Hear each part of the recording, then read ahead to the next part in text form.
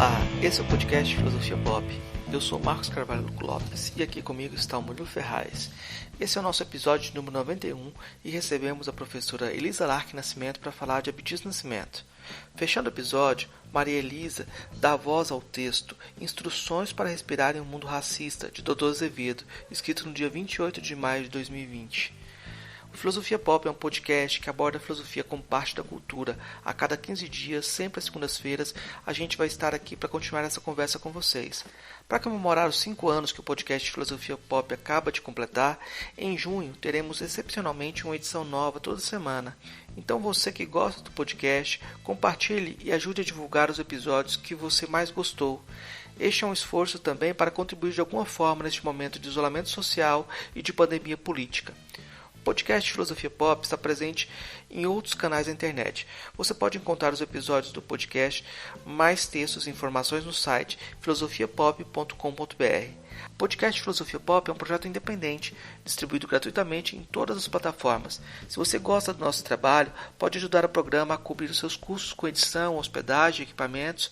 Para isso, assine o Catarse do Filosofia Pop em catarse.me/filosofia_pop.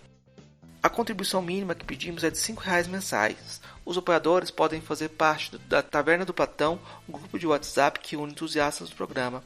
Lá sempre rola indicações de podcasts, conversas sobre diversos temas e também novidades sobre o programa. Venha fazer parte você também.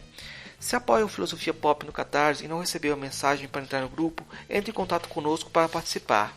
Se você quer ajudar, mas não pode contribuir financeiramente, dê aquela força na divulgação dos programas, compartilhe nas redes sociais, faça comentários e continue esse diálogo. Vamos então para a nossa conversa sobre Abdias Nascimento.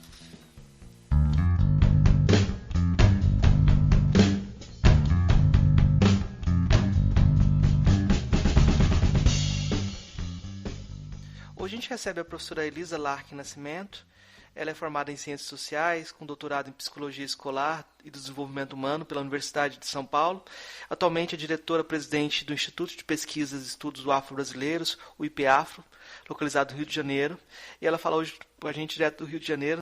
Ela tem um trabalho de ativista e de militância já de longa data no Brasil e uma série de livros que são incontornáveis para quem quer pensar as questões raciais no Brasil. Hoje a gente vai conversar com ela sobre Abdias Nascimento, que foi seu marido, e ela é uma pessoa que pode nos apresentar esse grande vulto do nosso pensamento muito bem. Eu vou começar perguntando, agradecendo a professora Elisa, e perguntando, quem foi Abdias Nascimento? Olha, eu que agradeço, Marcos, o seu convite. Eu fico muito contente de poder estar conversando com você e com todos e todas que nos ouvem. Minha saudação e desejo de saúde para todo mundo. Puxa, Abdias Nascimento, sempre difícil responder essa pergunta, leva algum tempo, né? Porque ele tinha muitas facetas diferentes de atuação em uma vida bastante ativa e longa também. Ele nasceu em Franca, São Paulo, em 1914, no momento em que ainda se vivia no interior de São Paulo uma situação próxima à escravidão, apesar de talvez parecer longe, 1888 de 1914, mas as duas avós dele, que ele conheceu e conviveu, foram escravizadas. Uma delas sofreu sequelas muito sérias e esteve internada no asilo de Juqueri,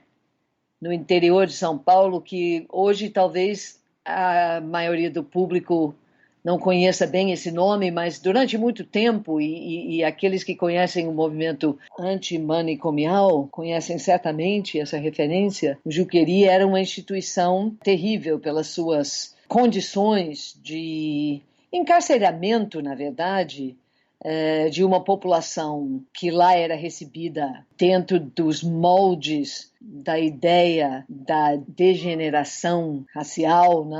Degenerescência, era um conceito que já os rotulava como pessoas que não tinham jeito, então eram jogadas lá. Agora, as outras doentes mentais com os tipos de procedência privilegiada já eram vistas muitas vezes como pessoas talentosas, artísticas, que tinham um desvio psicológico por conta da alta sensibilidade, por causa da sua emotividade ligada a uma coisa artística, etc. Mas os negros que entravam lá, existe um estudo maravilhoso que mostra isso, né? O quanto o fator raça condiciona aquilo que talvez poderia ser vista ou que a gente gostaria de ver como a abordagem objetiva de uma instituição médica. Isso é só um exemplo, né, de como a infância do Abdias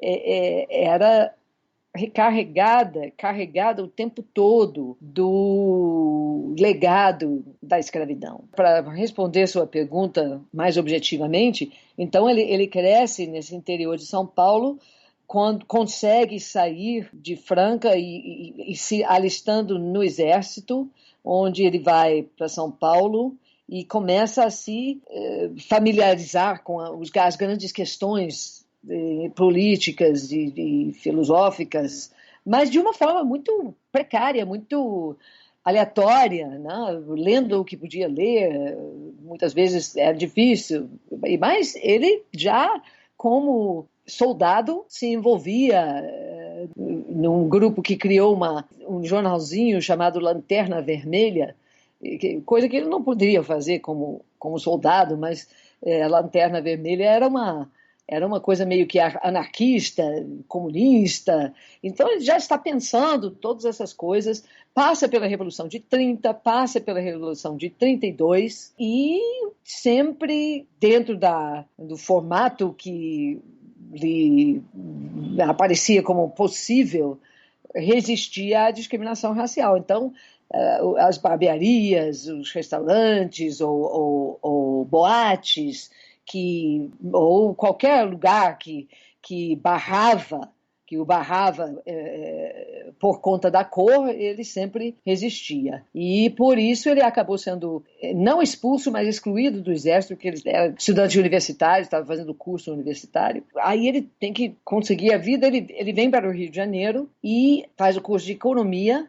Foi um dos primeiros, o curso de economia estava sendo ainda criado, consolidado na época, ele se forma em economia e, ao mesmo tempo, se envolve com um grupo chamado Santa Hermandad Orquídea, que era um grupo de poetas e jornalistas argentinos e brasileiros, 3 argentinos, 3 brasileiros. E com esse grupo, ou quase todos desse grupo, ele faz uma viagem pela América do Sul, sobe pelo litoral do Rio de Janeiro até o Amazonas e daí adentra a América do Sul, passa por Colômbia, Equador, Peru, Bolívia, depois vai à Argentina, e nisso aí, quando ele está sempre muito consciente da questão racial, sempre pensando muito isso, e ele assiste uma peça em Peru, no Teatro Municipal de Lima, no Peru, que foi o Imperador Jones. O Imperador Jones era uma peça que, na verdade, é vista um pouco como o autor dessa peça, Eugene O'Neill, é visto um pouco como aqui no Brasil se vê Nelson Rodrigues. Ele é o instaurador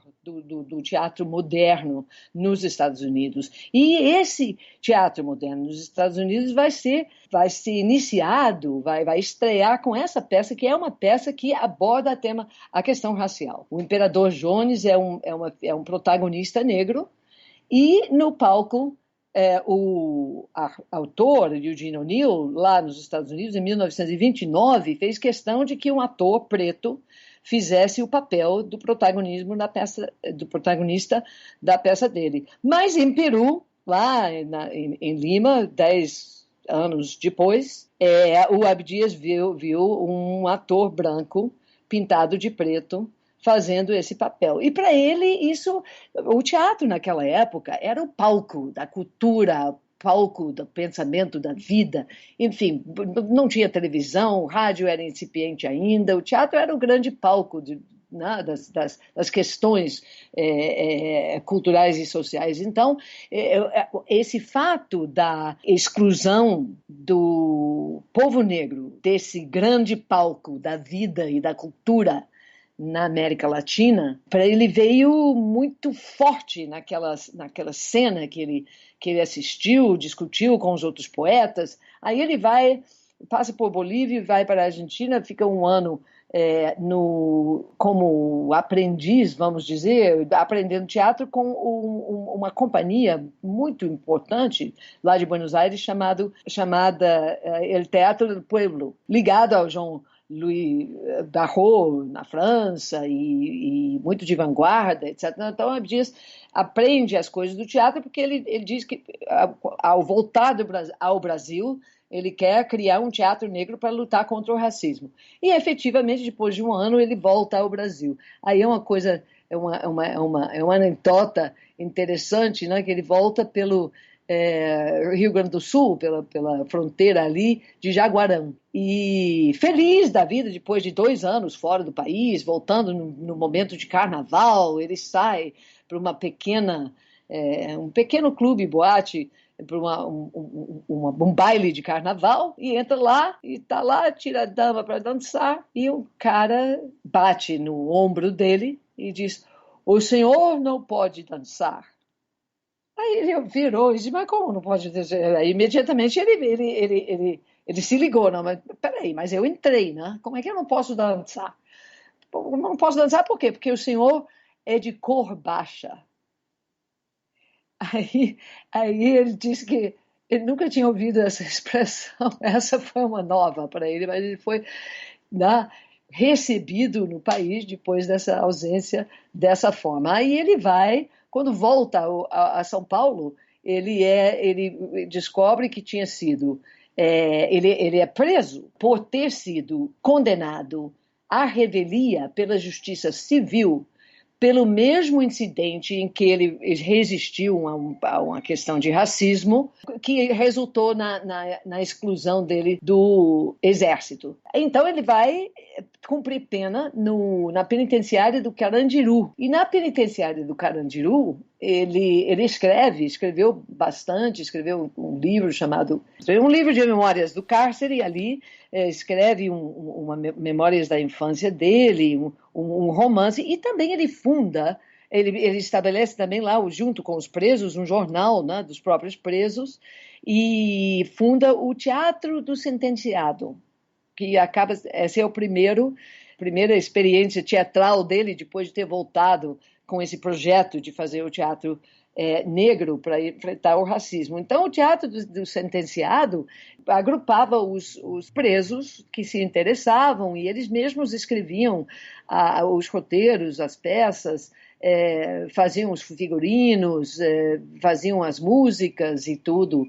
E passou a ser, até parece que teve uma certa influência nos círculos daquele momento, em que, se você for ver a história da política carcerária no Brasil, aquele era um momento em que se pensava muito, né, o que era a penitenciária, como é que se poderia... E o diretor daquela penitenciária tinha uma visão humanista de recuperação das pessoas, de não abordagem apenas punitiva, enfim. Então ele consegue fazer esse projeto lá. Nós temos aqui no acervo alguns registros, né, jornalísticos disso, e esse é o primeiro teatro que ele funda. Quando ele sai da penitenciária, em 1944, ele então se dedica ao projeto de criar o Teatro Negro.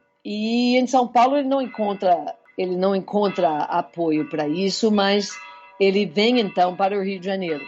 Cria o Teatro Experimental do Negro junto com um grupo pequeno em 1944, outubro de 44. Nesse momento, o Brasil está saindo do período do Estado Novo e se preparando para a Constituinte de 1946, né?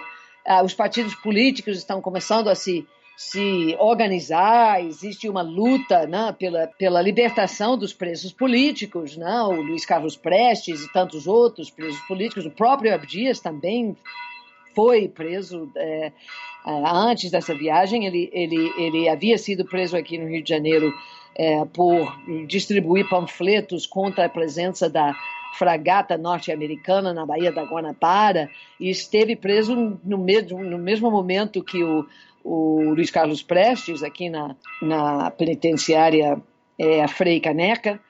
Enfim, então, em 44, quando eles organizam o teatro, o país está emergindo desse período de ditadura e se organizando democraticamente. Então, existe toda uma efervescência de ideias e de movimentos culturais, etc. e tal.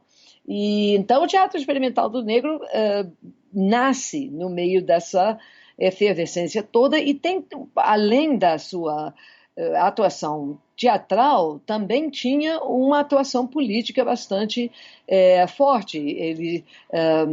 O jornal Quilombo, que foi o jornal porta-voz do Teatro Experimental do Negro, que o Abdias fundou e dirigiu, ele, na verdade, de vocação era jornalista, e de vocação e profissão, né? Era jornalista.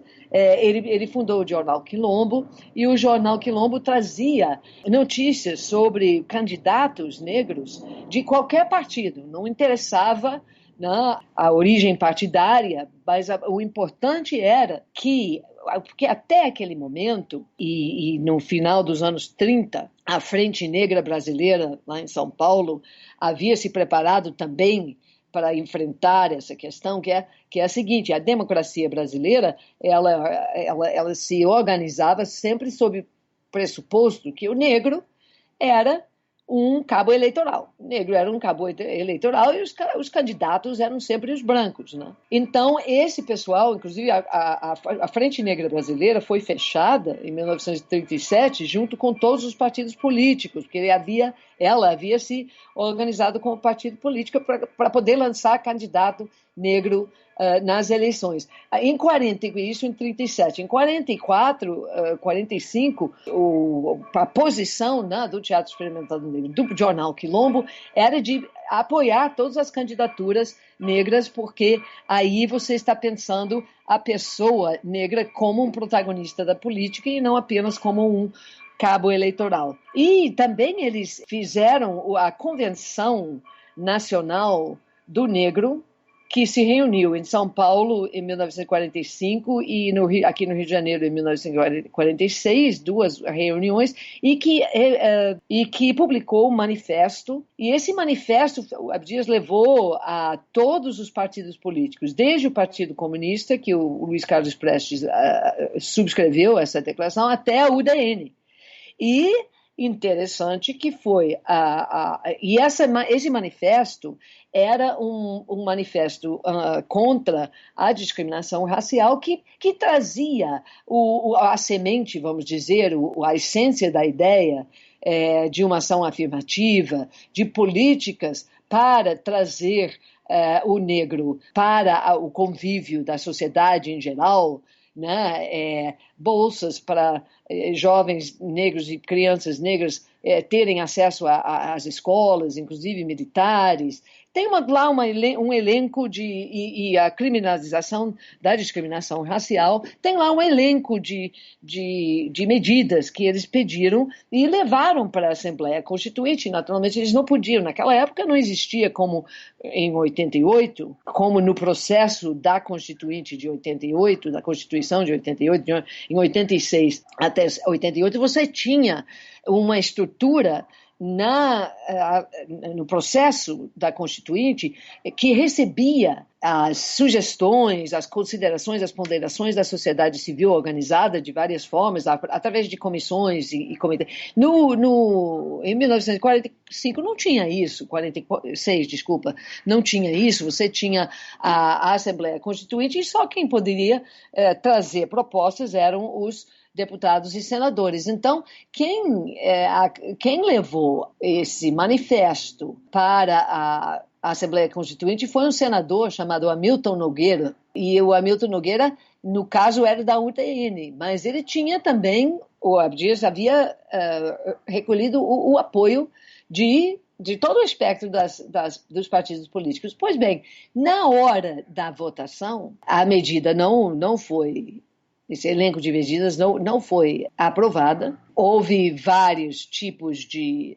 argumentos, mas o mais vamos dizer, comum era dizer que, bem, nós não podemos incluir na Constituição a proibição de alguma coisa que a gente não sabe se existe no Brasil, porque não foi demonstrado que exista discriminação racial no Brasil. Né? E é interessante que o único deputado negro, o único membro da Assembleia Constituinte negro, era um deputado do Partido Comunista, e ele votou contra, e depois, anos depois, ele disse que por convicção pessoal ele teria votado a favor, mas foram ordens do partido. Ou seja, o Partido Comunista e grande parte da esquerda política era contra, porque não podia aceitar a ideia de que no Brasil houvesse discriminação racial. O antigo PTB, né, que hoje o seu herdeiro é o PDT, né, mas esse antigo PTB foi um dos partidos que votou a favor. Enfim, mas não foram aprovados em parte com esse argumento. Então, o Abdias, como jornalista e como ativista no teatro, ele está fazendo, o Teatro Experimental do Negro, todo esse período, está fazendo também a sua atuação teatral, que foi muito bem recebida, críticas maravilhosas. Eles estrearam com essa mesma peça que ele havia visto no Teatro Municipal de Lima, o Imperador Jones. Aí havia gente que diz, mas vocês não tinham que estrear com o texto brasileiro. Eu dizia, mas que texto brasileiro? Se você vê o teatro brasileiro, todos os textos do teatro brasileiro, o negro só aparece em papéis de caricatura. Ou é o moleque safado, ou palhaço, né?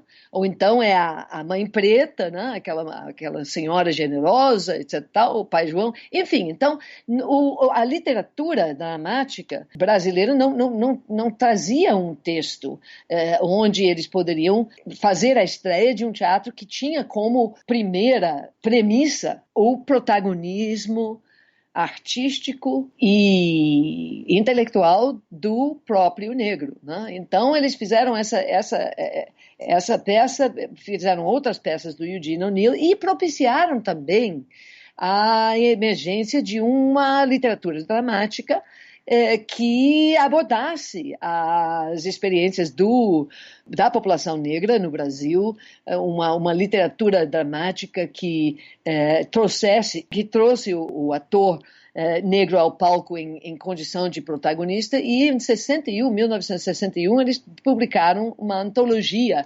chamada Dramas para Negros e Prólogo para Brancos, que é uma coleção dessas peças, né, que o Teatro Experimental fez ou que foram escritas para ele. O Nelson Rodrigues escreveu para o Teatro Experimental do Negro, eles eram muito amigos, ele e Abdias, uma peça chamada O Anjo Negro. Enfim, então é muito aquela expressão própria do Nelson sobre a questão racial. E aí, então, o Abdias se dedica a essa ação do Teatro Experimental do Negro nas duas frentes, e também ele foi candidato a cargos eletivos dentro da filosofia que eu mencionei antes.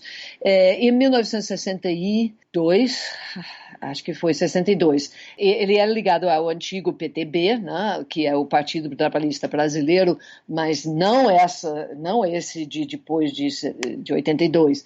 O Partido Trabalhista Brasileiro daquela época era o partido de João Goulart, de Leonel Brizola, era um partido de esquerda, era um partido do Julião lá, né, das ligas camponesas, né, procurando a reforma agrária, enfim, o partido da educação para o povo. O Abdias, então, em 62, fez campanha junto com o Brizola, ele como candidato a deputado federal pelo PTB, tinha uma atuação, e em 64, o Guerreiro Ramos, que era o sociólogo muito ligado, fazia parte do Teatro Experimental do Negro, foi exilado, e o Abdias foi exilado, ele já com vários inquéritos policiais militares contra ele, vai para os Estados Unidos, passa pelo México. Ele havia ido em 61, 60 e 61, eu acho, para Cuba. Ele tinha feito 2 viagens a Cuba, mas aí em 68 ele faz uma viagem para os Estados Unidos. Quando ele vai voltar, quando é a data, a hora dele voltar, foi exatamente a data do AI-5. E então ele não tinha como ele voltar com aquela situação e ficou nos Estados Unidos. Ele havia ido lá com uma bolsa para conhecer o teatro negro nos Estados Unidos, conhecer, enfim, fazer a ligação cultural entre o negro do Brasil e o negro nos Estados Unidos. Visitou a sede dos Panteras Negras lá em Oakland, visitou o Spirit House do Amiri Baraka, e várias companhias de teatro negro lá nos Estados Unidos, e não podendo voltar, ele ficou lá e esteve no exílio durante 15 anos. Gente, eu estou contando toda uma história, desculpa. Não, eu acho que dá ótimo, mas eu só queria fazer algumas perguntas dessa primeira parte, para a gente fazer uma divisão na trajetória dele. Porque tem algumas coisas que eu queria perguntar que a senhora já respondeu. Uma das perguntas que eu tinha pensado é quando foi que o Abdias se tornou negro, né? Tem um incidente que ele sempre citava como sendo o momento dele. Quando ele era criança, acho que ele disse que tinha uns 7 anos, ele contou essa história, que a mãe dele era uma pessoa muito meiga. Ela era doceira, e a dona Josina era doceira e também era uma espécie de curandeira, né, da medicina fitoterápica tradicional lá da cidade, etc. Mas era uma pessoa muito meiga. O Abdias era o aluno do grupo escolar, né, que se chamava na época, que é uma escola pública, e um dos colegas dele era um menino que não tinha família, era um menino órfão, mas ele estudava lá, ele era pretinho, estudava lá, e ele ficava muitas vezes perto lá da casa dele, do Abdias, na rua, e um dia uma vizinha branca se deu a dar uma surra nesse menino, se deu a bater nesse menino, e a mãe do Abdias, para surpresa de todos, saiu em defesa desse menino com uma ferocidade, com uma violência que ninguém lhe atribuiria. E o Abdias assistiu aquilo e sempre disse que esse foi o momento em que ele aprendeu o que era consciência racial. Em termos de diálogo com outros autores, o Abdias tinha contato com Dubois, Garvey, nesse momento inicial dele de formação de consciência, quando ele estava lendo. Quais os autores que ele tinha contato? O que eu posso dizer é que a imprensa negra daquela época tinha certamente essas referências, né? E mais tarde, no jornal Quilombo, ele tem várias visitas assim de pessoas, sobretudo dos Estados Unidos, intelectuais negros, etc. e tal. Agora, exatamente o que ele leu naquela época. O Garvey, eu sei que ele tinha conhecimento, mas o que ele conseguiu ler, eu não sei exatamente. Havia até alguns núcleos da UNAIA, né, a organização do Marcus Garvey, no Brasil, mas eu não lembro dele registrar nos escritos dele ou de comentar sobre aquela época, antes do Teatro Experimental do Negro, familiaridade com esses autores. E qual a relação dele com a negritude? Se é que existia, sim, aí muito, muito mais próxima, porque o movimento do Harlem Renaissance, né, que antecede, na verdade, e é um pouco um palco paralelo, vamos dizer, da criação do nascimento desse movimento literário, né, que na verdade começa no Haiti, né, com Jean Price Mahers. E o Abdias tinha alguma notícia, eu lembro que ele me falou isso, mas que ele teve acesso a alguns poemas, mas circulação dessas notícias, dessa literatura, era muito mais difícil na época. Era muito mais fácil para a classe privilegiada ter acesso às literaturas europeias e estrangeiras, mas para o movimento negro ter acesso à literatura internacional era mais difícil, né? E quando o Teatro Experimental do Negro começa a ter a sua atividade, sempre havia uma referência ou outra, né? E ele lia muito os poetas do movimento da negritude, Henri Senghor, Aimé Césaire, Léon Damas. Também ele teve acesso ao jornal Présence Africaine, que era dirigido por um intelectual senegalês muito proeminente, chamado Aléon Diop. E sempre o jornal Quilombo trazia anúncios da revista Présence Africaine. Em 1960 e pouco, quando o Senegal, recém-nascida nação, a República do Senegal, manda uma representação diplomática, o Abdias estava sempre ali perto, né?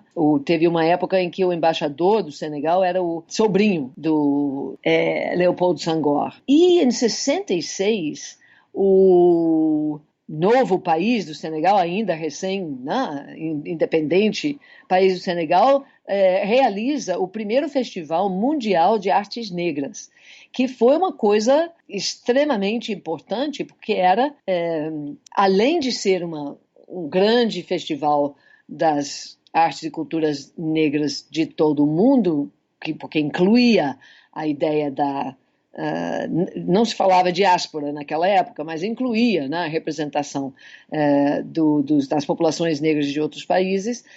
Mas era também um grande festival exatamente disso, da negritude, né, dessa abordagem do presidente Senghor. E o Teatro Experimental do Negro era a única instituição, e esse grupo eram os únicos intelectuais no Brasil que trabalhavam com o conceito de negritude. E eles eram hostilizados por isso, porque os brasileiros intelectuais brasileiros e artistas brasileiros da elite, enfim, sempre diziam que aquilo ali era uma coisa racista. Tudo bem você dizer que não devemos discriminar o negro, mas dizer que tem uma cultura negra, isso é racismo às avessas. Tá? Isso aí é ir longe demais. Então, a representação oficial do Brasil nesse primeiro festival foi selecionada por um grupo do Itamaraty que tinha supostamente como critério de seleção um critério de integração nacional e que excluiu absolutamente a única instituição e os únicos intelectuais e artistas que trabalhavam com o conceito que era o motor daquele festival, que era a negritude, né? E o Abdias, então, escreve uma carta aberta a Dakar, que é publicado na revista Présence Africaine, onde eu vi vários intelectuais africanos depois disso, né, nos anos 70, quando eu estive em várias reuniões internacionais com o Abdias, dizer que a primeira referência que eles tiveram de um negro escrevendo sobre o racismo no Brasil foi aquele artigo do Abdias que contava o processo de exclusão do Teatro Experimental do Negro e o processo de constituição daquela delegação. A negritude era também, isso é muito mais tranquilo hoje do que há 40 anos atrás dizer, era uma manifestação do panafricanismo, era uma espécie de ramo, vamos dizer, do panafricanismo, né? Então, assim, como o Abdias estava, e o Guerreiro Ramos, e o Ironides Rodrigues, e Aguinaldo Camargo, os intelectuais do Teatro Experimental do Negro tinham mais familiaridade, vamos dizer, com a língua francesa, enfim, por várias razões. O Abdias também recebeu Albert Camus aqui, em 1940 e pouco, né? E ele levou o Camus ao Candomblé, né? A casa, no caso do Joãozinho da Gomeia, O Teatro Experimental do Negro fez uma leitura da peça dele, Calígula, que o Camus assistiu. Então, assim, havia uma maior conexão. Mas quando Abdias vai para o exterior, em 68, e já está localizado ali no meio do movimento negro norte-americano e tem um trânsito com a língua inglesa, aí ele vai ser o primeiro delegado a representar qualquer país da América Latina numa reunião do panafricanismo, o 6º Congresso Panafricano, que teve lugar em 1974 em Dar es Salaam, na Tanzânia. Então, assim, a relação dele com o panafricanismo, na verdade, se inicia com uma relação mais orgânica com o movimento da negritude e depois se estende, né, por uma área mais ampla. Perguntei porque parece, e até na sua resposta dá para interpretar assim, como se houvesse uma virada de chave de conjuntos de diálogos. O Camus, a negritude e a língua francesa, e essa mudança, essa ida para os Estados Unidos abre uma outra perspectiva, uma outra relação também, talvez até uma outra relação com a identidade racial também, né? É possível fazer essa leitura? Olha, é possível, mas aí eu gostaria de fazer de pedir uma cautela, né, às pessoas, porque tem muita gente, tanto intelectuais brancos de fora, como também pessoal, às vezes, do próprio movimento negro, que tem uma ideia de que o Abdias foi lá para os Estados Unidos em 68 e mudou tudo, mudou toda a abordagem dele, ele aprendeu muito lá com os negros dos Estados Unidos, a linguagem dele mudou muito, etc e tal, etc e tal. E o que ele dizia, e o que, a meu ver, os textos dele confirmam, é o seguinte, ele disse, olha, eu não aprendi nada, tudo que a minha experiência anterior havia me ensinado, assim, lá nos Estados Unidos eu não vi acrescentar nada a isso, sobre a questão racial. O que aconteceu é que nos Estados Unidos eu pude falar com liberdade. Porque a teoria, o formato do racismo no Brasil, negacionista, né, que dizia que não havia racismo e que fazia com que você para poder ter qualquer interlocução sobre o assunto, tenha que estar o tempo todo se autocensurando. O tempo todo tentando dobrar a linguagem para comunicar o fato, porque o fato era negado absolutamente. Tem um relato maravilhoso da coreógrafa Catherine Dunham, que deu aulas e teve várias atividades com o Teatro Experimental do Negro, mas ela era antropóloga, e era casada com um haitiano branco, um intelectual haitiano branco. E ela veio a convite pela Embaixada dos Estados Unidos, na época sediada no Rio de Janeiro. Ela tinha uma reserva feita pela Embaixada no Hotel Esplanada, em São Paulo. Quando ela chegou lá, ela foi fazer o check-in e o cara olhou para ela e disse, não tem lugar aqui. Ela disse, não, mas eu tenho a reserva, foi feita a reserva. Não tem lugar, não tem lugar. Aí ela sai e fala com o marido. Olha, eles estão dizendo que não tem. Então, tudo bem, está ótimo. O marido, que é branco, vai lá, pede um quarto e tem quarto para ele, tem lugar para ele. Aí então fica evidenciado que é uma questão de discriminação racial, porque a desculpa de que não havia apartamento disponível cai por terra. Então eles vão procurar um advogado em São Paulo para levar, isso é 1948, me parece. Eles indicam um advogado famoso, importante, que ouve a história e dá umas pitadas no seu cachimbo estiloso, né, europeu, e diz o seguinte, olha, eu lamento muito que isso tenha acontecido com vocês, é uma lástima, mas, infelizmente, eu não posso lhe ajudar, porque como no Brasil nós não temos discriminação racial, nós não temos nenhuma lei contra a discriminação racial. Então, assim, esse negacionismo, daí o Abdias e o Teatro Experimental do Negro se dedica a fazer denúncias, né, e levar para os jornais as denúncias de casos de racismo, etc. E daqui a pouco sai a Lei Afonso Arinos, que o próprio Afonso Arinos cita o caso da Catherine Dunham na apresentação do projeto de lei na Câmara, mas assim, desde a Constituinte de 46, eles haviam dito, não podemos botar nada na Constituição contra o racismo, porque não existe, ninguém provou que existe racismo no Brasil. Então, isso, você fica, e isso, quando eu cheguei no Brasil, em 78, nos anos 80 ainda, nos anos 90 também, era muito difícil você falar sobre o racismo. Você era confrontada o tempo todo com essa tese da democracia racial, com esse negacionismo, etc. Então, o que acontece? Se você for ver os textos que ele escreve antes de ir para os Estados Unidos, você vê que ele traz os dados. Ele traz os dados, ele traz a experiência de racismo dita por quem a sofre, ou por quem o sofre, né? Quem sofre o racismo. Mas ele não pode fazer isso numa linguagem solta, né? Ele não vai falar de racismo, ele vai falar de discriminação, enfim, etc. Então, o pessoal que veio dos anos 70 para cá interpreta essa linguagem como tendo sido uma espécie de capitulação do Abdias. O Abdias era um moderado, ele era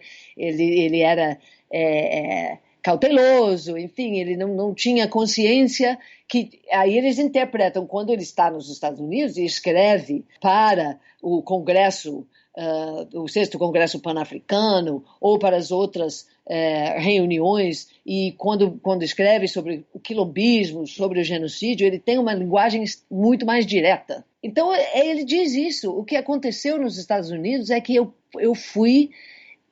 pude falar, eu pude colocar as coisas numa linguagem direta, eu pude tratar as coisas de uma outra forma, mas não que a minha consciência fosse diferente.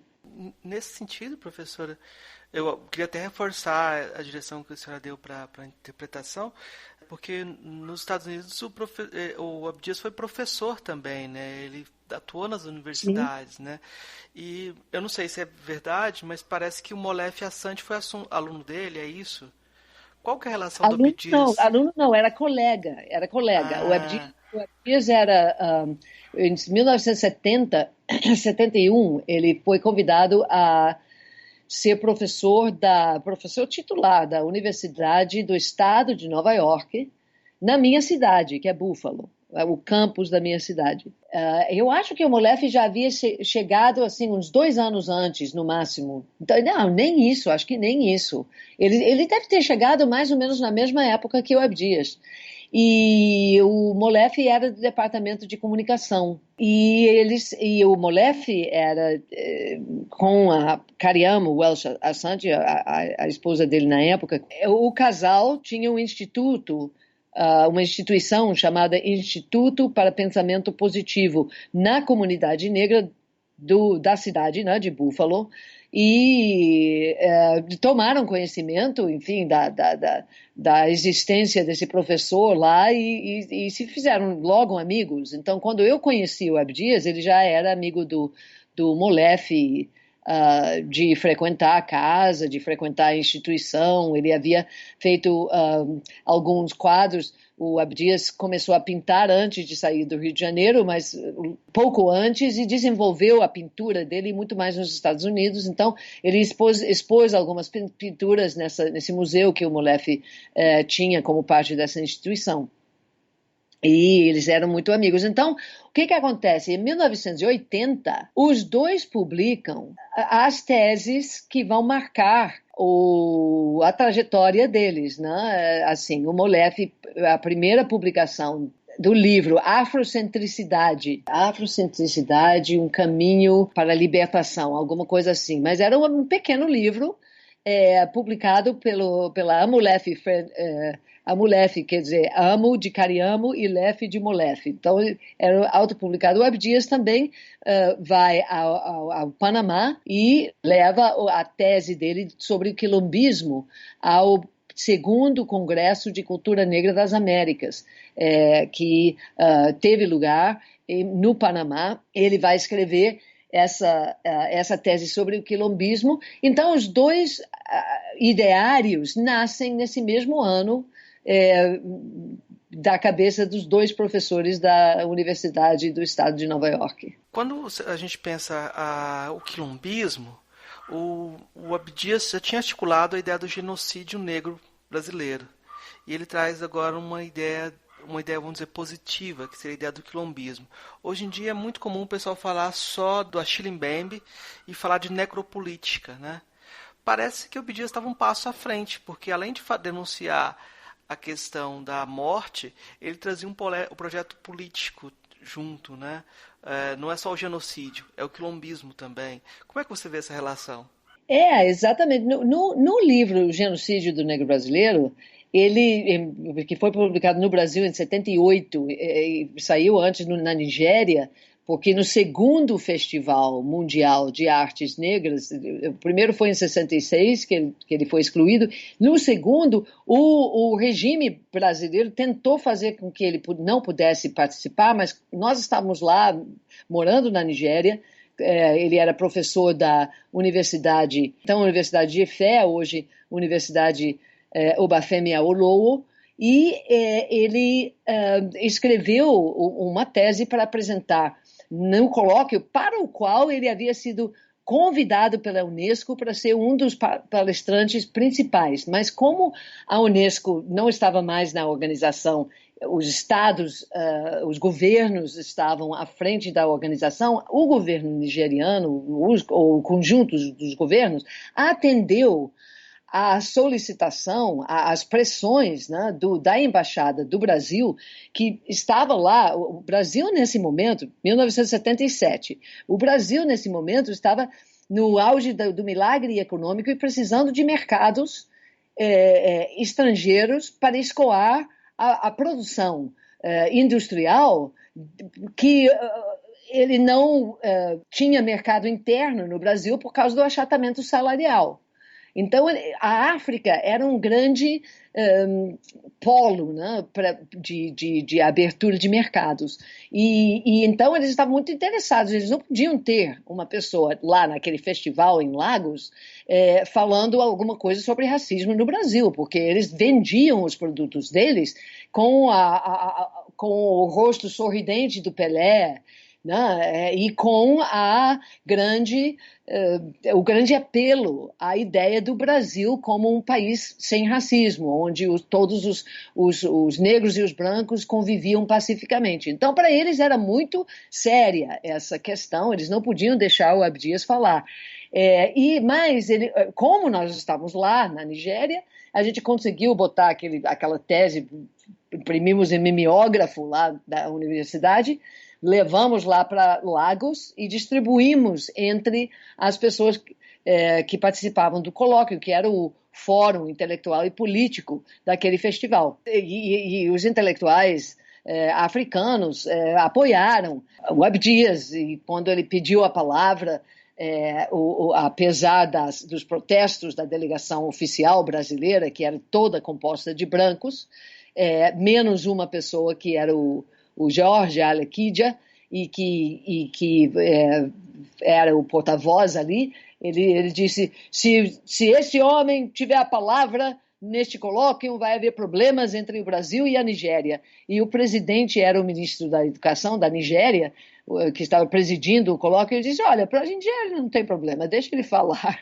Então, esse livro nasce ali, nessa conjuntura onde o Abdias está mostrando para o mundo africano o que é o racismo brasileiro. Mas ele escreve essa tese e ele traz uma série de propostas no final de políticas públicas para enfrentar o racismo no Brasil. Se você for ler o livro, esse elenco de proposições enfim, praticamente é um espelho de grande parte das políticas que mais tarde, muito mais tarde, né, depois de 2003, ou a partir de 2003, seriam, e no futuro seriam reivindicados pelo movimento negro e seriam depois implementados. Então, ali, o livro Genocídio do Negro Brasileiro tem uma parte propositiva, mas é uma parte propositiva no sentido mais objetivo de medidas a serem tomadas contra o racismo. O quilombismo já é uma proposta não apenas de proposições e medidas, como da organização e o pensamento do Estado, o que é um Estado nacional capaz de organizar a sua política, economia, educação e todas as áreas da sociedade de forma a superar a exclusão de partes de sua população. O quilombismo diz respeito não apenas ao Brasil, como ao conjunto de nações multiétnicos, multiculturais, herdeiras do sistema escravista. Porque o quilombo é alguma coisa que não existe só no Brasil, né? O fenômeno do quilombo está em todas as Américas, em todos os lugares onde o africano foi escravizado. Né? Então você tem no Caribe os maroons jamaicanos, você tem os cimarrones, né, no México, você tem os palenques em Cuba, os cumbes em Venezuela, enfim, e por aí vai. Tem uma vasta literatura e hoje até uma organização além do nacional sobre esse assunto. Então o quilombismo é uma proposta de pensamento, de organização da sociedade de forma a ir além do socialismo que era pensado apenas a partir do elemento material e econômico. Né? O socialismo que produziu uma esquerda, um pensamento esquerdista, incapaz durante muito tempo de contemplar a importância da dimensão não econômica ou das dimensões para além do econômico, né, do que é a opressão, do que é a organização do Estado que incide sobre a vida das pessoas. Então, assim, eu acho que é isso. Ele vai além das proposições que existem já no livro Genocídio e faz uma proposição mais ampla no quilombismo. Fiz o contraste com necropolítica porque a tendência geral no Brasil é essas vagas de autores e não a valorização de autores e diálogo com aqueles brasileiros que já pensaram o contexto, que têm conceitos e têm pensamento para o que pode ser útil nesse momento. Mas aí uma coisa sobre o quilombismo é que no Brasil sempre as questões raciais são tratadas como sortilégio, né? É inconveniente. Qualquer um que fala de questão racial, de identidade racial, já logo é criticado como racialista ou racista reverso, etc., né? De certa forma, o Abdias encara frente a frente esse paradoxo, ele é o inconveniente, ele quebra a cordialidade, mas qual é o papel dos brancos não racistas na perspectiva dele? Olha, essa foi sempre uma questão desde a época do teatro. Eu gostaria de fazer uma referência ao Molefe Asante para responder essa sua pergunta. Porque o que o Molefe, e eu vi ele dizer isso em situações onde havia um antagonismo bastante grande, onde as pessoas negras, da militância negra, se posicionavam de forma extremamente, com muita força, né, sobre o fato de que não era legítima a participação de pessoas brancas, etc. E a resposta do Molefe sempre é a seguinte: se a pessoa é afrocentrista e se ela tem uma atuação como afrocentrista, então ela é afrocentrista. Né? Isso não significa que nós somos, e isso é uma coisa que eu também sempre disse, isso não significa que o conjunto do movimento negro ou as pessoas negras sejam obrigadas a aceitar o branco que vem dizendo várias coisas assim, sem uma certa atitude de aguardar que a pessoa mostre ao que veio, né? Por quê? Porque existe toda uma história muito longa de as pessoas, as instituições negras, as organizações negras, os militantes negros serem confrontados por pessoas brancas bem intencionadas, por mais que sejam bem intencionadas, mas que vêm querer orientar, vêm querer ensinar, vêm querer mostrar o que deve ser para quem vive aquilo na pele. Então, isso provoca um movimento, a meu ver, muito legítimo, em contrário. Então, quando o Molefe diz que se a pessoa é afrocentrista e se prova afrocentrista, eu não tenho nada contra ela, ele não está dizendo, qualquer branco que chega aqui falando alguma palavra a gente tem que aceitar. Não é isso que ele está dizendo. Ele está dizendo que, enfim, ele está dizendo que a adesão ao movimento sendo completo e havendo um engajamento verdadeiro, não há por que criar barreiras. O Abdias, assim, um dos exemplos que o Abdias sempre dizia é a antologia de peças. O que acontecia? E essa é uma coisa que se fala várias vezes, eu ouvi falar sobre o Teatro Experimental do Negro, né? Era um teatro só de negros. Não era isso. O Teatro Experimental do Negro tinha muita colaboração de intelectuais e de artistas brancos, como o Enrico Bianco, que fez o cenário da peça de estreia O Imperador Jones, como o próprio Nelson Rodrigues, enfim, tem todo um elenco. Quando ele funda o projeto Museu de Arte Negra, ele tem a colaboração de muitos artistas, de todo um espectro, né? Brancos, japoneses, enfim, todo mundo, de muita gente. Então, ele sempre teve essa interlocução. Por quê? Porque, para ele, a questão era que o negro faz parte da nação brasileira. O que ele procurava era o lugar de protagonismo do negro dentro dessa nação brasileira e, portanto, a proposta do Teatro Experimental do Negro, aí sim, era de protagonismo do negro. Era que as definições do que se fazia e como se fazia fossem feitas pela liderança negra. E os brancos estavam lá colaborando. Então, a antologia de peças inclui vários textos escritos por pessoas brancas, colaboradores do Teatro Experimental do Negro. Eu acho que isso também tem a ver com o momento, né? O momento histórico que ele existia, né? Porque depois dos anos 60, 70, você tem uma geração de filhos de pessoas de uma classe média, de pessoas negras que conseguiram, né, levar seus filhos a um ensino universitário, etc. Então você tem uma maior atuação desses intelectuais que estão aí atuando, né? Então, eu acho que isso aí também faz parte. O Abdias sempre, e inclusive, sobretudo, na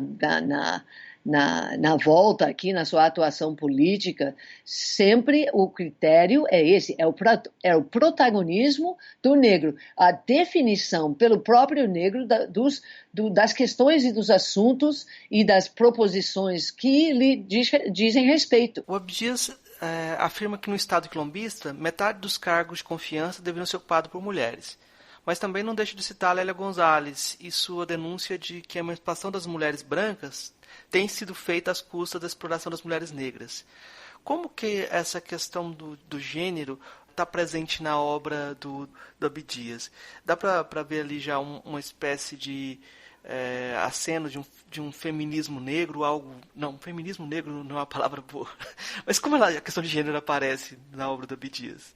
No projeto de lei 1331, de 1983, quando o Abdias voltou, as pessoas que estão ouvindo não chegaram a ouvir o restante da biografia, porque ela é muito longa, mas depois desse exílio nos Estados Unidos, ele volta ao Brasil e participa com Leonel Brizola da reorganização do antigo trabalhismo, né?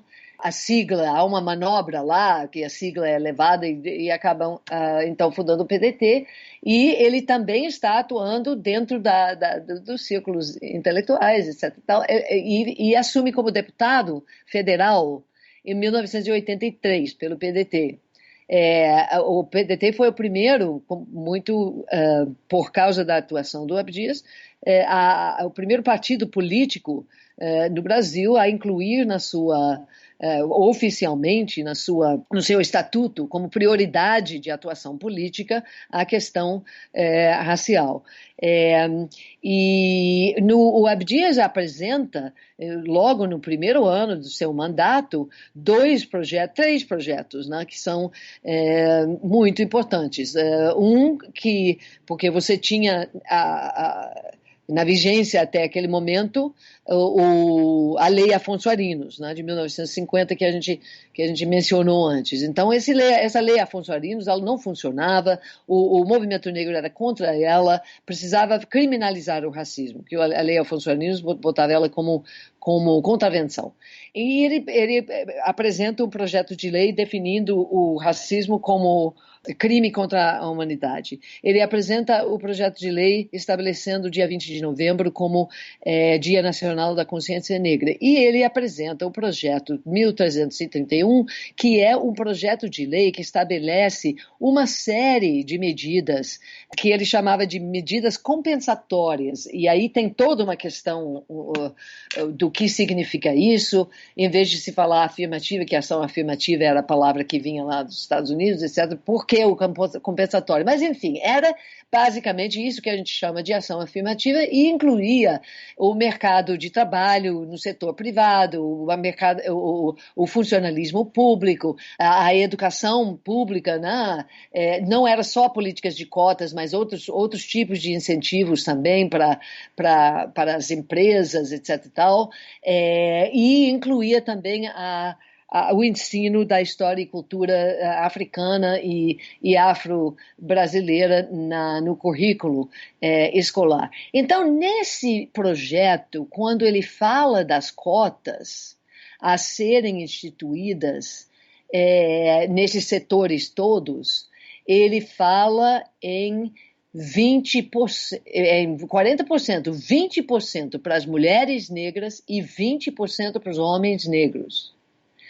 Ou seja, ele faz o recorte de gênero como parte da proposta de ação afirmativa nesse projeto de lei. O que não aconteceu, né, na verdade, em nenhuma das políticas efetivamente implantadas. Mas ele viu e ele tanto estava consciente da questão específica da mulher negra, que ele dedica um capítulo sobre essa questão no livro O Genocídio do Negro Brasileiro e também no livro O Quilombismo, que tem vários ensaios sobre o assunto. Lá tem uma nota especificamente sobre a mulher negra e também em todo o texto a questão da mulher negra está presente. Então, eu acho que a questão de gênero para ele estava muito presente e ele tentou lidar com essa questão da melhor forma possível. Marcante na atuação do Abdias, me parece também, é a relação dele com as instituições. O fato dele ter entrado na vida política, se candidatado várias vezes e ter tentado propor leis, é um legado também de um certo tipo de engajamento transformador, porque muita gente de vários movimentos sociais às vezes se voltam contra o Estado, criticam o Estado, mas não tem esse engajamento institucional e às vezes até cobra de forma equivocada as pessoas que tentam fazer isso. Parece que essa é uma grande lição de ainda crença na democracia, né? Crença nas instituições. Uma lição prática também do Abdias, né? Sem dúvida. Eu acho que ele sofreria muito ao testemunhar o que nós estamos vivendo hoje, né? Essa desconstrução da política como uma esfera legítima de atuação, essa desconstrução da ideia do Estado como algo que seja uma iniciativa do ser humano para se organizar em benefício coletivo de todos os seres humanos. Enfim, isso é uma coisa que a vida pública, é engraçado, eu tive a honra de escrever uma biografia do Abdias para o Senado Federal. Eles têm uma coleção chamada Grandes Vultos que honraram o Senado, e eu pude escrever um texto bastante longo, não tinha restrições de espaço, nem de ilustração, tem bastante fotos e tudo mais. E eu inicio o livro, em vez de fazer uma narrativa cronológica, eu iniciei o livro com o capítulo da atuação dele como deputado federal no período do Congresso anterior à Constituinte. A Constituinte foi de 86, de 86 a 90, 87, na verdade, eles assumiram. Mas ele está no Congresso no momento em que ele é o único negro, autodefinido como negro, né? Havia tido outras pessoas negras que não se identificavam dessa forma e não faziam como proposta política ou plataforma política a questão racial. Então ele é o primeiro que leva essa questão ao Congresso Nacional, no momento em que ainda existe muita resistência e, assim, o livro, se você for ver os discursos dele, a linguagem que os outros deputados, os outros parlamentares o apateavam e os argumentos que traziam eram terríveis, não? Então ele era uma voz praticamente sozinho naquele Congresso. Mas o que se vê é que havia, por mais que houvesse essa resistência enorme ao conteúdo que o Abdias trazia, e por mais que havia desacordo, teses diferentes, conflitantes, um embate ideológico, mas estava todo mundo ali com uma ideia de estar contribuindo para o bem da nação. E é algo que esse espírito na política, eles conseguiram, ao longo desse tempo, solapar isso e fazer essa identificação da política com algo sujo, com algo desonesto, que é corrupção, que não sei o quê, que faz basicamente afastar grande parte da população. O resultado, a longo prazo, é entregar o Estado para alguém que simplesmente é capaz de ouvir a citação de um número de mais de 5 mil mortes e dizer, e daí? Uma pessoa que não tem que faz questão de mostrar que não tem nenhum compromisso com o coletivo da nação. Então, assim, esse processo de solapar, de degradar, de enxovalhar a arena da política como uma atuação nobre, eu acho que talvez seja mais significativo fenômeno que nós temos assistido. Você falando me veio a certeza e a imagem da Marielle Franco como alguém que trazia o legado do Abdias também, nesse sentido de uma mulher negra que estava na praça pública tentando fazer esse tipo de construção, né? Você vê também ela como herdeira não, uma continuadora, porque é uma luta coletiva, né? Sem dúvida, inclusive o IPEAFRO, eu tenho a honra hoje de presidir o IPEAFRO, que é uma organização que eu tive a honra de ajudar o Abdias a fundar em 1981, inicialmente ligado à PUC de São Paulo, e depois aqui no Rio de Janeiro nós temos trabalhado muito com a UERJ e com outras organizações, enfim, a guarda do acervo do Abdias, tanto da parte artística, a coleção de obras artísticas do Museu de Arte Negra, que foi um projeto que ele organizou e teve várias atividades. Em 68 fez uma primeira exposição. Essas obras artísticas estão conosco, e também as obras do próprio Abdias, para a produção artística dele, e também o acervo documental, que é os vários registros das organizações que ele criou, etc. Então o IPEAFRO teve sempre uma prioridade de atuação na área do ensino da história e cultura africana e afro-brasileira e das relações étnico-raciais, né? Essa é a forma de se dizer, mas lá atrás, nos anos 80, quando o IPEAFRO estava fazendo o seu curso Conscientização da Cultura Afro-Brasileira, não era exatamente essa linguagem, mas era esse o mesmo objetivo. E nós organizamos vários eventos nesse sentido, etc. Então, parte desses eventos, muitas vezes, são exposições do conteúdo desse acervo. E aí nós tivemos a honra, em 2018, o IPEAFRO estava no Fórum Social Mundial lá em Salvador, e fizemos o lançamento da nova edição do livro o Genocídio do Negro Brasileiro, né? 40 anos depois, né, do primeiro lançamento no Brasil. E fizemos uma série de eventos lá. E em torno do dia do aniversário do Abdias, que coincidia com as datas do Fórum Social Mundial. Então, no dia 14 de março, nós estávamos fazendo um evento no teatro lá de Salvador, em torno uma mesa muito bonita, com a participação de vários intelectuais baianos, também de um representante do Quilombo, também um representante do movimento de poesia preta. Então, foi uma mesa muito bonita.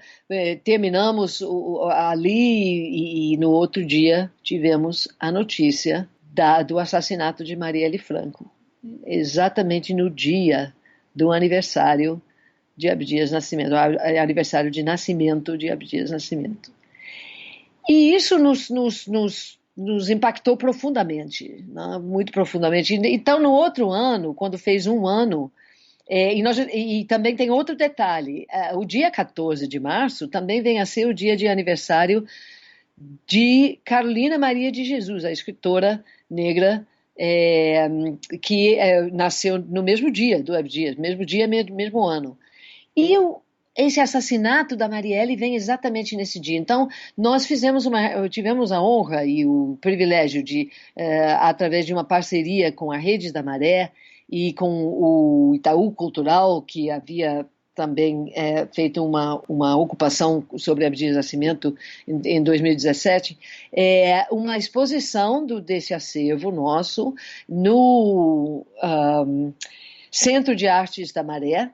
Fizemos um evento, né, trazendo as 4 deputadas estaduais, 3 estaduais e uma federal, que continuam esse legado da Marielle. Enfim, o IPEAFRO teve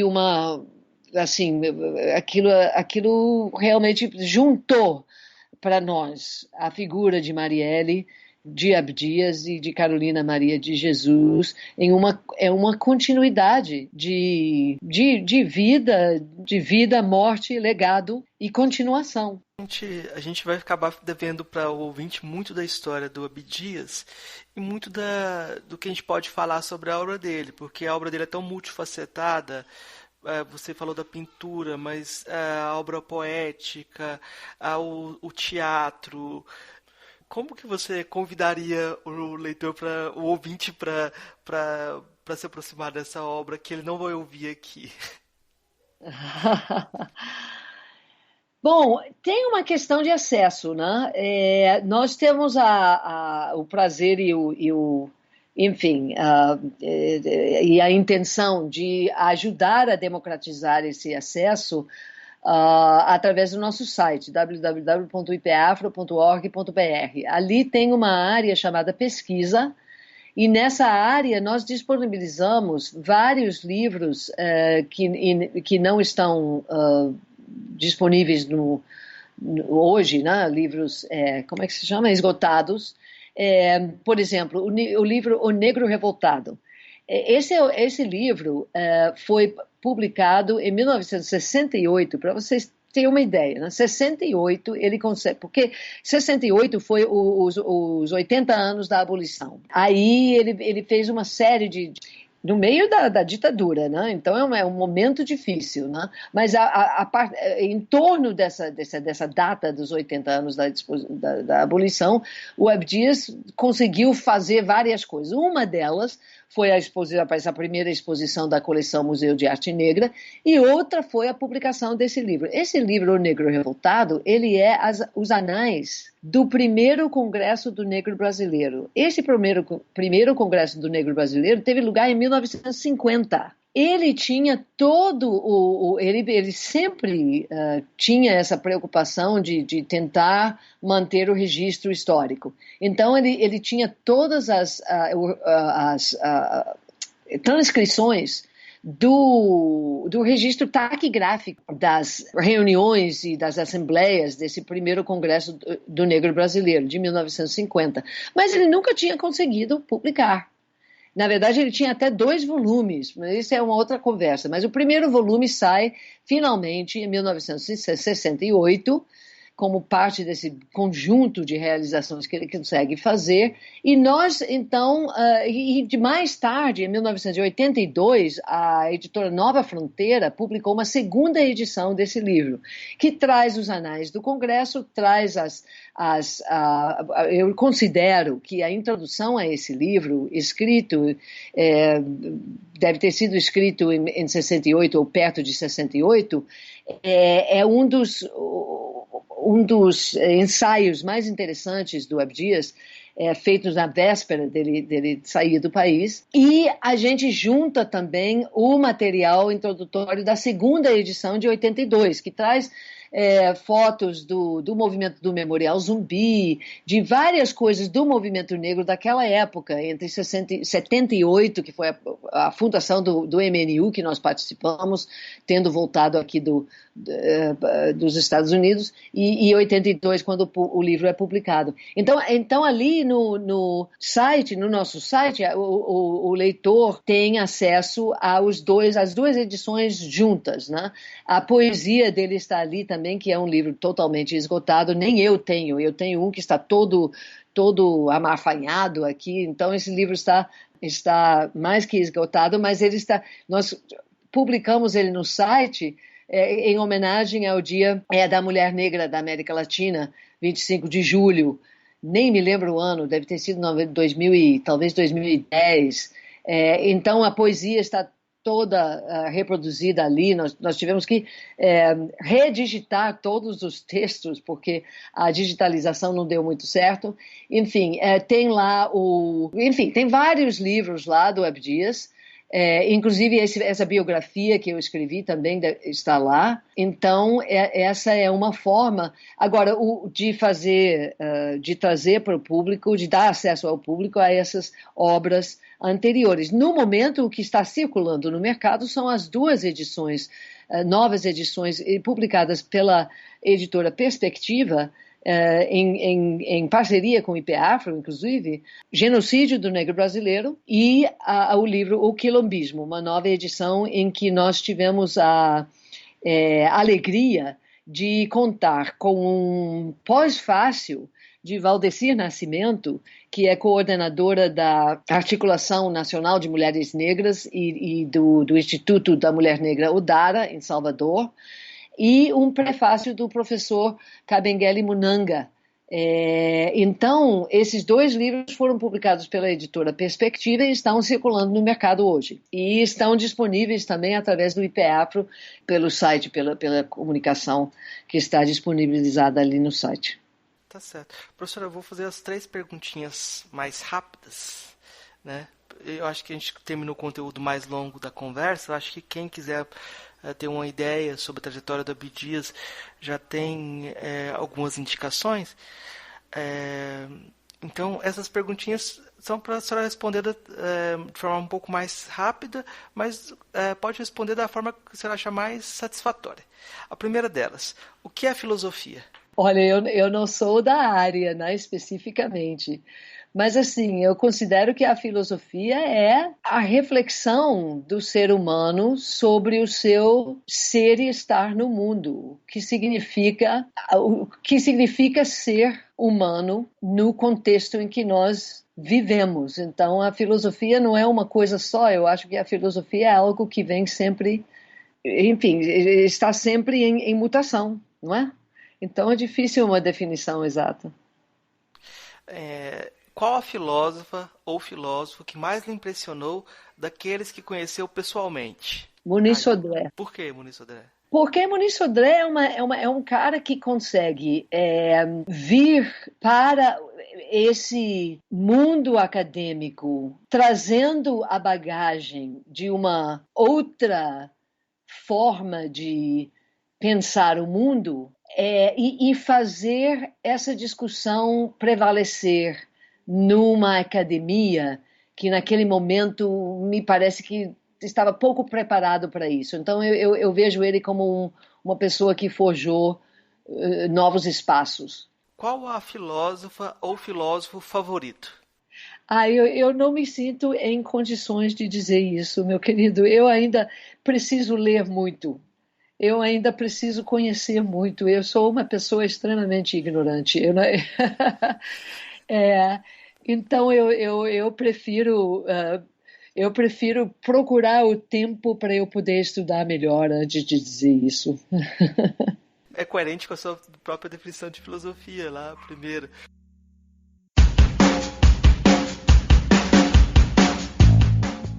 O que a senhora gostaria de indicar de modo geral, o que a senhora está lendo, ouvindo, vendo para as pessoas, para os ouvintes? Existem vários livros de mulheres negras. Eu estou olhando para uma aqui de Bruna Inácio, A Mulher Negra e Suas Transições. Eu acho que esses livros de autoria das mulheres negras é uma coisa muito importante a gente dar atenção. Existe inclusive um clube de leitura chamado Black Book, Clube Pretaria Black Books. Eles estão no Instagram e enfim, é um clube de leitura que todo mês faz um box, né? E no último box, nós fomos convidados pela Mirti Santos, que coordena esse clube Pretaria Black Books, a fazer um box com o livro Genocídio do Negro Brasileiro. Mas o objetivo é trazer indicações de leitura para quem está interessado a apurar afinar o seu conhecimento sobre a questão racial. Eu vou indicar também, aproveitar para indicar, no site, eu não sei se está no PAfro ou do Senado, tá? A revista TOT.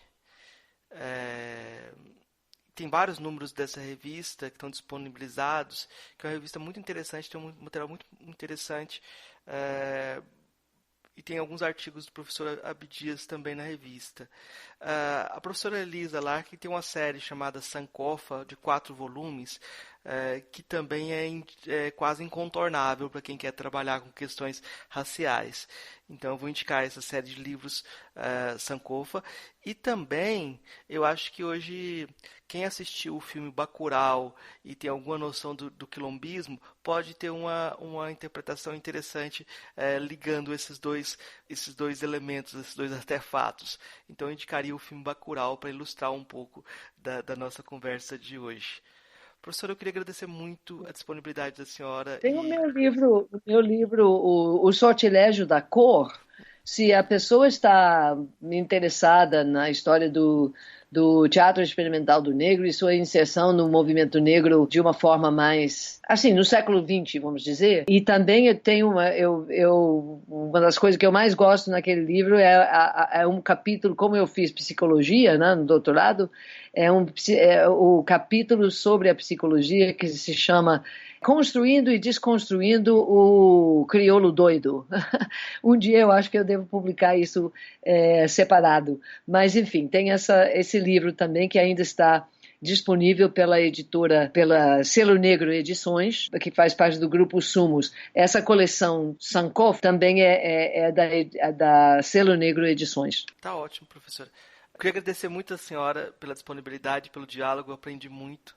Muito obrigado, professora. Opa, obrigada eu pelo convite, Marcos. Eu fico muito contente de estar na companhia dos filósofos, se bem que eu fico muito humilde diante dessa proposta, mas é uma coisa que me fascina e me alegra muito estar podendo conversar com vocês.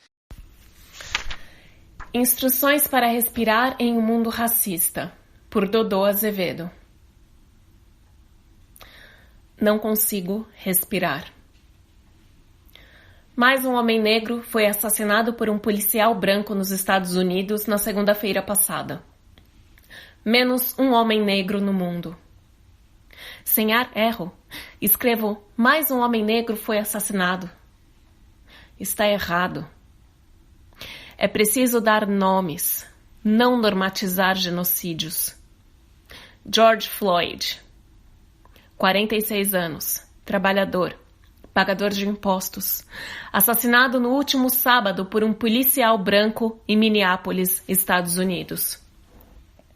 Suas últimas palavras enquanto era enforcado por seu assassino: não consigo respirar. Morreu em 5 minutos. Segundo a medicina forense, uma eternidade dividida em 4 fases. Primeiro, sente-se enjoo, vertigem, sensação de angústia, inconsciência.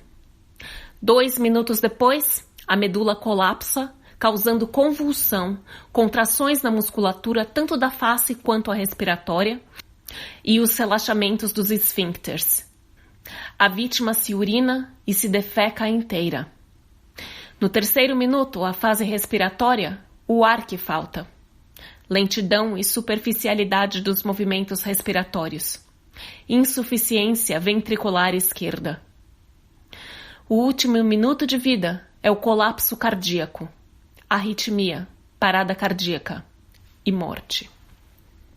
Arritmia, parada cardíaca e morte.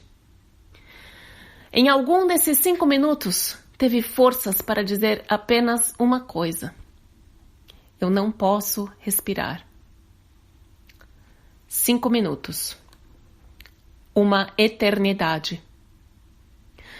Leio o estudo publicado no UOL informando que no Brasil, negros sem escolaridades têm mais chances de morrer de Covid-19. Gente preta que vai morrer por não conseguir respirar. E então, eu não consigo respirar. Eu estou dentro de casa, calma. Preciso escrever minha coluna. Sou um profissional. Sou um milagre estatístico. Um dos poucos negros brasileiros que conseguiram trabalhar com o que ama. Que venceu pelo simples fato de ter tido as mesmas chances que um homem branco. João Pedro, negro, assassinado em São Gonçalo, mandou antes de morrer uma última mensagem de WhatsApp para a mãe. Estou dentro de casa, calma. Morreu com um tiro de fuzil nas costas. A dor de um tiro de fuzil não se compara com nada. Rompe músculos e artérias, mas destrói nervos e ossos do tronco. A pressão demora a cair. Passa-se pelo menos 5 minutos sentindo essa dor inimaginável. 5 minutos. Uma eternidade. Casos que, de tão corriqueiros, viram notícias de vítimas sem nome, sem corpo, sem dor, de alguém que não teve o corpo violentado. Um corpo que dava prazer aos amigos, aos parentes. Um corpo vivo e com nome. Em um colégio da Zona Nobre do Rio de Janeiro, alunos brancos se referem à colega Nidei Fatal Nidiane, 15 anos, negra, corpo com nome, assim. Venderia no Mercado Livre. E, para comprar um negro, só com outro negro mesmo. Endiane respirou e reagiu nos 5 minutos que lhe foram dados. Os jovens racistas de família de elite, que no futuro serão adultos racistas no mercado, hoje estão afastados temporariamente da escola. 5 minutos. Uma eternidade. O site Mercado Livre, a qual o garoto racista de elite se referia, já teve que retirar do ar um anúncio de produto feito por um brasileiro que colocava uma foto de uma criança negra à venda com os dizeres: filhote de macaco, eu não consigo respirar. O presidente da Fundação Palmares resolve criar o selo não racista para pessoas ou marcas que, segundo ele, venham a ser difamadas, acusadas injustamente de racismo. Vejo o estudante racista recebendo o selo não racista. Vejo os policiais que assassinaram João Pedro recebendo o selo não racista. Vejo o assassino de George Floyd recebendo o selo não racista. Vejo o sujeito que anunciou uma criança preta no Mercado Livre recebendo o selo não racista. Vejo o próprio presidente da Palmares condecorando a si próprio com o selo não racista. Para comprar um negro, só com outro negro mesmo. A história da escravidão do homem pelo homem tem um capítulo especial no Brasil. É aqui, na região central do Rio de Janeiro, onde funcionou o maior porto escravagista da história da humanidade, o Cais do Valongo, o útero do Brasil, o Mercado Livre. Eu não consigo respirar. Vivemos na economia do livre mercado. Um sistema que dá o direito de respirar a uns e não a outros.